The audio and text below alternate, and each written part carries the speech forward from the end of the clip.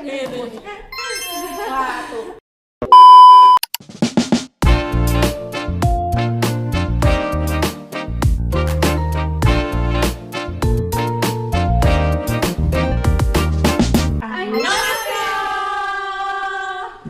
Balik lagi nih di podcast Cinggu Talk, podcast dari Antibody. Pada kali ini kita sebagai mahasiswi dari Ibu Ina tentunya yang akan nemenin kalian selama akhir episode dengan membahas budaya K-pop terhadap generasi Z. Jangan lupa siapin cemilan kalian untuk menonton pembahasan kali ini. Yeay! Kalau kita ngomongin K-pop nih pastinya ya secara langsung, apalagi kayak BTS, Blackpink, G-Friend atau NCT sekalipun, itu tuh nggak cuma tentang musik nggak sih teman-teman?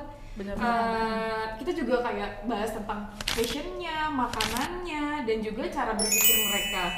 Nah, apalagi dengan adanya media sosial sekarang ini kan ya, nah itu pasti bakal berkembang banget media. Baik banget deh. Bener. Nah, sekarang kita coba tanya dulu ke Made nggak sih? Gimana sih, kan kamu sebagai generasi Z ya Made, ngelihat perubahan di lingkungan kita dari budaya K-pop itu kayak gimana? Sangat ini ya, untuk generasi Z zaman sekarang tuh kayak bener-bener berubah banget sih ke 180 derajat. Mungkin dari tata letak fashionnya, terus juga dari gaya hidupnya mungkin ya. Apalagi sekarang itu kan banyak banget nih yang udah mulai FOMO dengan segala hal tuh, misalkan dari fashion udah ke Korea-Koreaan lah, terus juga makanan kayak tteokbokki, terus kayak ramen tuh pada dikeluarin semua kan, kayak semua tuh kayak meningkat itu sesuai dengan ada kehidupan K-pop itu. Itu sih menurut aku. Kalau untuk Nadira sendiri? Kalau untuk aku juga itu banget sih. Kalau untuk budaya kita itu kayak lagunya, video-videonya itu kan sering banget kita tonton, apalagi kayak di media sosial sering banget kita ikut-ikutin. Nah itu jadi salah satu bikin generasi Gen Z itu berubah gara-gara budaya K-pop. Kalau untuk Bu Ina sendiri nih ya sebagai dosen ngelihat anak-anak generasi Z apalagi itu gimana sih Bu tentang K-pop? Kalau saya ngomongin tentang K-pop, pusing loh nggak sih? Pusing banget ya. Iya, karena apa? Seru sih ya, menarik ya. Karena budaya K-pop ini udah menjamur kemana-mana. Gak cuma anak Gen Z, generasi Alpha kayak anak saya nih. Semuanya tuh ngebahas mungkin kayak Jihan, Nadira, sama Madi tuh suka K-popnya. Kalau saya, kalau suka K-pop, saya sih suka ya K-pop, tapi saya sukanya nonton drama. Apalagi drama-drama Korea yang sekarang lagi happening banget ya nggak sih? Tapi juga makanan juga kan benar ya. Makanan siapa lagi Bu itu? Ya apalagi kalau kita ngomongin yang suka makan makanan Korea yang emang enak banget, dan menurut aku nggak apa-apa sih Gen Z suka K-pop, tapi dia juga jangan melupakan budaya asli ya kan. Budaya asli itu dimana-mana tuh tetap jadi identitas kita ya di zaman sekarang ini. Identitas, benar banget. Berarti itu nggak cuman kayak di lingkungan fashion, makanan dan juga pendidikan ya, tetapi di media sosial itu punya power yang gede banget ya Bu. Kalau soal K-pop apalagi generasi Z sekarang semuanya udah berbasis TikTok, Instagram, Twitter, itu udah gila banget sih ya. Iya, apalagi kalau kita tahu ya kayak kemarin orang di sebelah kita, orang-orang pada ngantri cuma mau beli apa? Labu. Ya, bener banget. Teman-teman yang di rumah juga pasti udah pada ngantri pengen beli labu. Ya nggak sih, sangat rame banget ternyata di sebelah kampus kita ya. Apa aja ada gitu. Apa aja ada. Coba aja. Jadi benar-benar kayak ini tuh udah kalian ngantri. Ini kayak gini nih, coba nih. Berapa sebenarnya? Wah, tuh. Anak-anak Korea banget, anak-anak sekarang semuanya mereka punya koleksi. Benar nggak sih? Karena motonya anak-anak zaman sekarang itu gak apa-apa lebih nyesel beli daripada nggak sama sekali. Motonya daripada ketinggalan. Kayaknya mereka tuh FOMO. Kamu gitu nggak? Kalau saya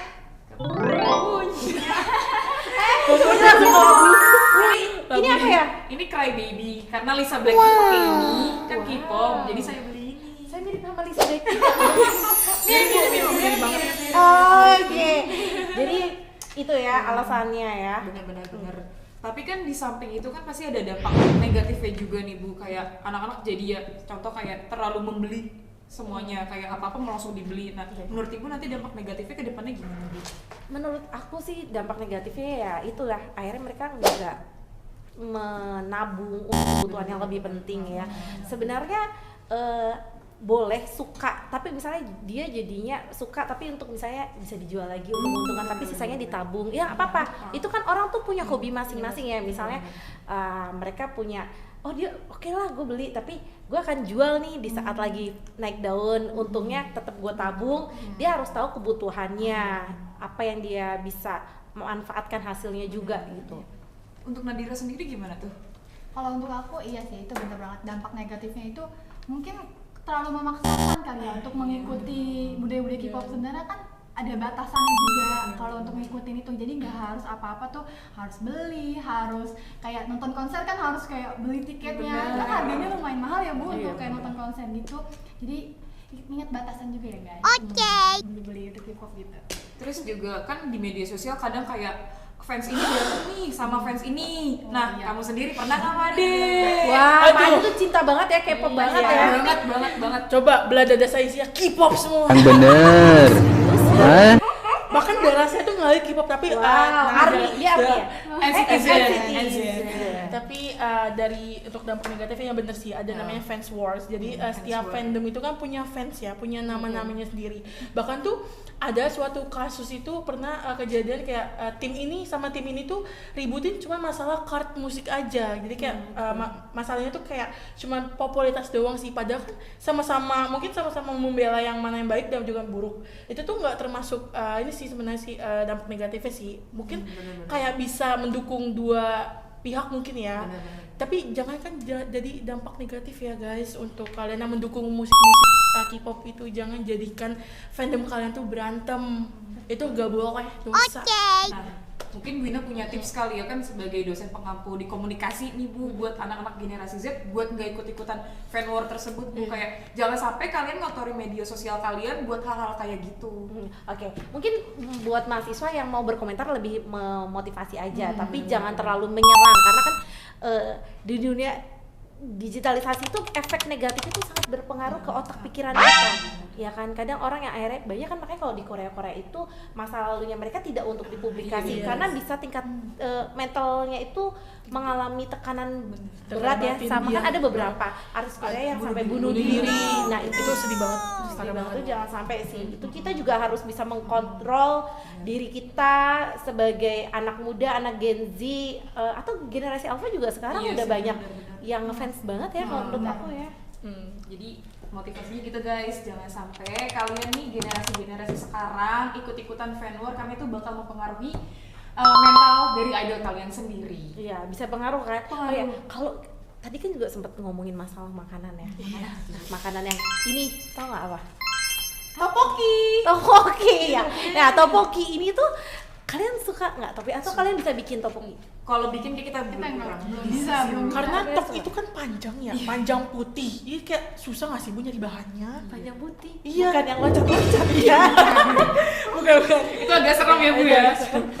Oke, terus apalagi kalau Jian sendiri suka nggak makanan-makanan Korea apa sih? Paling kayak kondok, jajangmyeon, ramyeon gitu-gitu. Kalau Nadira, Aku ramen. Made? Saya tim kering, jadi saya milihnya hotdog. Kondok. Kondok, iya hotdog kok kondok. Kondok. Sorry. Kondoknya enak banget sih. Jujur. Itu enak banget. Apalagi belinya di brand Deep. Jangan sponsor. Bisa aja jadi sponsor. Boleh masuk. Masuk ya. Tapi kan di samping sisi negatifnya juga, pasti kan ada sisi positif yang bisa kita ambil. Contohnya kayak produktivitas mereka, semangat kerja kerasnya mereka. Nah, menurut kalian gimana tuh dari sisi positifnya? Apa yang bisa kalian ambil sebagai generasi Z? Dari mana ya mulainya? Dari aku dulu kali ya. Dari aku, oke. Jadi aku tuh dulu zaman-zamannya masih SMK itu kan kayak nggak ngikutin banget ya sama K-pop ya. Kayak hidup aku tuh hopeless, kayak nggak ada harapan lagi, kayak kesepian banget. Terus semenjak kenal K-pop dari kelas 12 akhir tuh kayak wah semangat banget nih hidup, karena kan ada yang memotivasikan untuk mencapai sebuah ini. Terus juga kita kan ngedit gitu kan pasti inspirasi dari musik K-pop. Iya, MV-nya makanya setiap penugasan itu pasti ngeliatnya sih untuk inspirasi aja ya untuk K-pop itu. Ya sih, itu aja sih. Kalau untuk Nadira sendiri, Kalau untuk aku kan kayak misal di tengah-tengah kesibukan, aku tuh suka dengerin lagu-lagunya. Nah itu tuh bikin aku tenang, bikin aku juga kayak, jadi kalau ngerjain tugas atau belajar itu jadi kayak asik aja gitu. Itu dampak positif buat aku sih. Itu Nadira. Kalau Jihan nih, Mbak kalau Jihan nih, Jihan Mbak tadi Jihan. bertanya, tapi Iya. dia harus Harus juga dong. dong. Harus Bisa jawab. inspirasinya secara positif. We listen nih guys, listen. kalau aku kan suka BTS ya. BTS itu tuh dia tuh salah satu brand ambassador dari UNICEF yang memperkenalkan tentang mental health. Nah jadi di situ aku banyak belajar sih soal mental health, kayak ya kita nggak boleh nyerah sama hidup, kayak masih banyak hal-hal yang kita harus cobain daripada memilih untuk suicide. Oke, jadi kita harus lebih semangat ya. Semangat, bener, Karena bener. banyak banget anak-anak Gen Z yang trauma gampang dan kayak rame ya kemarin ya, sampai dia kan ada anak-anak kuliah yang saking stresnya dia Iya. sampai mengakhiri hidupnya. Itu kan Betul. sebenarnya bentuk apa ya, kekecewaan dia sama dirinya sendiri, tidak menyelesaikan masalah. Tapi kalau kayak teman-teman ini, kayaknya kalian itu benar-benar nggak apa-apa kalian ngefans sama K-pop, tapi untuk yang lebih positif. Jangan beli berlebihan aja sih sebenarnya. Tapi ini kan mahal nggak sih? Tidak bisa disebutkan satu Kayak persatu ya ini harganya. ini mahal nggak ini? Ini kisaran berapa ya Jihan? 200 lah. 200 loh guys, mahasiswa sekarang. Uang jajannya berapa sehari kakak? Luar biasa ya anak sekarang. Tapi bisa nabung dong? Bisa, dan ini dijual lagi masih bisa kejual ibu, karena kan lagi pasarnya lagi puncak-puncaknya banget, jadi bisa banget dijual lagi. Oke, aku punya cerita nih kemarin sama ibu-ibu ya. Jadi ada salah satu teman aku tuh anaknya tuh dibeliin boneka lah Labubu gitu 4, ditaruh lah di tasnya. Biasa kan anak-anak Iya, sekarang. Kericing-kericing ya tasnya, kayak delman. Oh enggak, saat di sekolah temennya, ih bagus ya gitu kan. Ini salah satu teman aku cerita ya. Pas sampai rumah si ibunya tuh ngobrol sama anaknya, Dek, mana gantungan kuncinya? Kok nggak ada gitu? Iya, aku kasih ke teman-teman aku. Luar biasa. Apakah kalian mau? Mau banget itu. Besok kalian kayaknya berteman sama anak kecil kali. Tapi ibu, nanti kita disamperin sama ibunya. Tapi gitu ya, saking anak kecil tuh kalau yang nggak tahu banget, dia ya udah temennya ada yang minta dikasih. Coba kalau kalian, Jian boleh nggak buat Nabungnya 1 bulan. Nah, ini positif banget buat teman-teman. Kalau pengen sesuatu berarti harus Dari nabung. Usaha, jangan usaha. dipaksain juga, mungkin tabungannya itu buat Hal yang hal-hal yang lain. lebih penting lagi daripada ini sih. Iya, tapi kalau misalnya kamu ngerasa pengen ngasih reward untuk diri kamu Benar. sesekali, Iya, nggak apa-apa. Betul. Jangan keterusan ya guys, intinya nggak boleh banget. Iya, bener-bener. Jadi bisa dibilang tuh K-pop tuh nggak cuma ada dampak negatifnya juga ya, tapi ada sisi positifnya dan memang inspiratif bagi kita semua, apalagi generasi Z. Ibu kira-kira kan sebagai dosen, kasih dong pesan-pesan nih Bu buat generasi Z yang jangan terlalu berlebihan sama yuk nerapin budaya tradisional dari kitanya sendiri. Oke. Motivasinya juga sih Bu. Menurut aku ya, kayak aku memang juga ada sesekali nonton lah ya yang drama Koreanya, terus aku suka makanannya, tapi aku punya batasannya. Tetap aku mengenalkan budaya-budaya Indonesia ke anakku ya. Kalau aku ya, ke aku kan aku tetap harus mempertahankan Iya, dong bener. ya kan. Kalau ke anak-anakku tuh aku juga ngajarin mereka lagu-lagu daerahnya, ya kan, juga terus juga makanan tradisionalnya, nggak yang kekinian kayak anak-anak sekarang, apalagi anak-anak saya ya yang masih ya anak-anak Gen Alpha ya, yang kalau suka apa? Sigma. Dia tuh kayak gitu. Nah, itu tuh jadi kayak aku tuh ngasih tahu ke mereka, ke anak aku, boleh kok kamu mau joget Korea, mereka menikmati kan masa itu, tapi aku tidak benar-benar memberikan apa yang mereka lagi viral ini, beliin ini dong, enggak, aku nggak mau yang kayak gitu. Aku jadi kayak ngajarin kita boleh suka sama sesuatu, tapi tidak semuanya kita harus miliki. Gitu. Kalau untuk Made dan Nadira sendiri ada? Jadi pertanyaan tuh mempertahankan ya Iya, untuk cara wilayah asli mempertahankan Indonesia juga. ya. Jadi kan kita kan tinggal nih di wilayah Indonesia nih, di mana tuh wilayahnya tuh punya berbagai macam suku, ras dan juga ya pasti agama dong. Jadi pesannya di sini tuh kita tuh sesuka-sukanya sama K-pop, seobses sama K-pop itu perlu juga nih belajar yang namanya itu mencintai produk lokal, karena produk lokal kita tuh nggak kalah keren loh dari budaya yang K-pop yang aslinya gitu. Jadi kayak pesan saya tuh cintai dulu di mana kita berada, baru kita cintai dulu milik dengan orang lain gitu sih sebenarnya. Kalau untuk aku, untuk mungkin kan tadi kita kayak membahas makanan, gaya-gayanya, mungkin makanan tradisional di Indonesia juga kita harus sering-sering untuk kayak nyobain makan, terus kayak kita kulinerin untuk makan di Indonesia juga. Jadi jangan apa-apa tuh budaya K-pop aja gitu.